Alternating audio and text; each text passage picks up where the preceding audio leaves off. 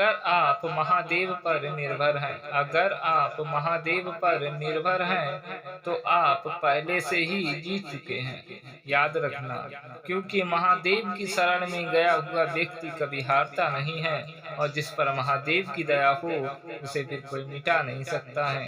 कहते हैं जिस पर दया मेरे महादेव करते हैं, उसे फिर कोई रुला नहीं सकता, और जिसका साथ सो महाकाल देते हों, उसे फिर हटा नहीं सकता। याद रहे, अगर आप महादेव पर निर्भर हैं, तो आप पहले से ही जीत चुके हैं। यह बात सदा याद रखना। वहाँ बैठकर रोना बहुत सुकून देता है। वहाँ बैठकर रोना बहुत सुकून देता है, जहाँ महादेव के सिवा कोई और सुनने वाला ना हो, क्योंकि महादेव के सामने रोने वाला फिर जमाने में कभी नहीं रोता, और जिसके ऊपर महादेव की कृपा हो उसे फिर कोई हरा नहीं सकता। यह बात सदा याद रखना भक्तों। याद रखना, महादेव के सामने बैठ के रोने का अलग ही सुकून होता है। महादेव के सिवा कोई सुनने वाला नहीं होता है, और जिस पर महादेव कृपा करे उसे फिर कोई मिटा नहीं सकता है।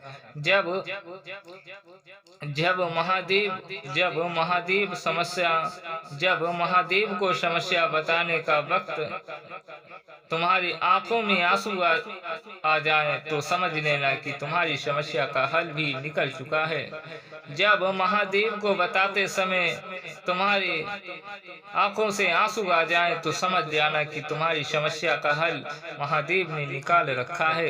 याद रखना, महादेव देते जरूर देर से हैं, पर वो सब कुछ अच्छा ही देते हैं, और जिसके साथ सो महाकाल चलते हैं उसे फिर कोई डरा नहीं सकता, क्योंकि महादेव के हो जाना बहुत बड़ी बात है, और महादेव के सिवा किसी और को अपना मानना सबसे गलत